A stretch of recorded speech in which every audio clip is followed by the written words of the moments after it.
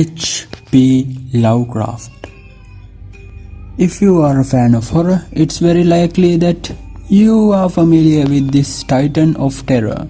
I wouldn't go as far to say that H.P Lovecraft was a writer, because what he does is translating the countless slithering horrors that dwell within his twisted mind. This guy is responsible for the creation of one of horror's most iconic genres, cosmic horror, also known as Lovecraftian horror. Lovecraftian horror belongs under the strange and bizarre side of horror. These tales of weird yet mesmerizing horrors revolve around the concept that there are incomprehensible and titanic forces that work in mysterious ways to shape reality itself. And these gods, for a lack of a better term, see humanity as nothing but a mere insignificance. Therefore, cosmic horror includes, but is not limited to, godlike monsters, forces beyond comprehension, horrors that defy every single law of nature, mutating everything around it into a twisted mockery of its former self. And due to the nature of its wide range of possibilities, it pairs well with any other kind of horror.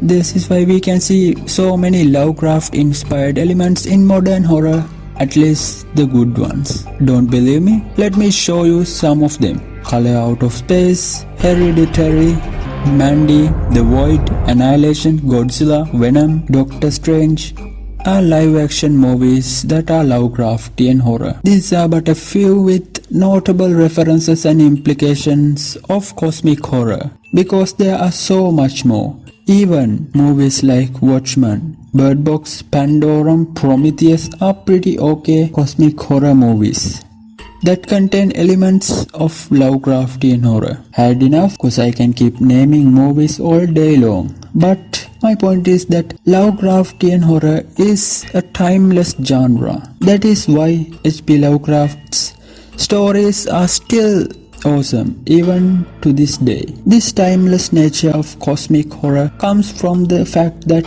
cosmic horror involves things that are so far beyond our comprehension that there is no way for someone to explain it in a logical fashion. And what brings out the nauseating fear from Lovecraft's stories is that his monsters and gods are not for us to understand or comprehend. In the Lovecraftian mythos, the only safe haven is blissful ignorance. But not everyone is lucky enough to stay unaware of what lies behind the veil of reality, just like in the real world. Perhaps some people can just simply ignore the origins or the ins and outs of the universe, but for the curious seekers such as I, who spend time contemplating and thinking about how the universe came to existence, I find myself in front of a horror so massive and so incomprehensible that I can't help but put my emotions into words and scream in front of a microphone, telling you guys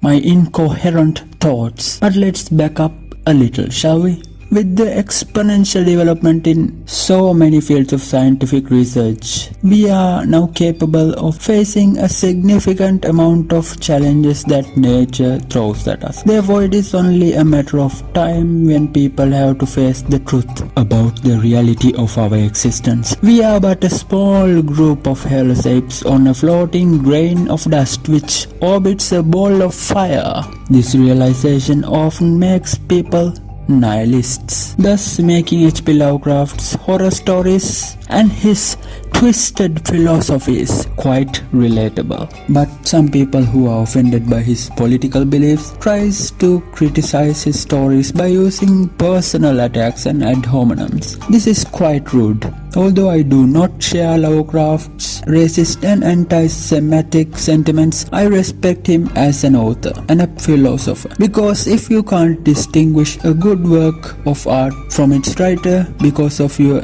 distaste for a creator, you are going to miss out on so much in life. And before I present my conclusion, I am going to refute a few statements that got under my skin. Colour Out of Space is stupid because of the spectrum of light. Look,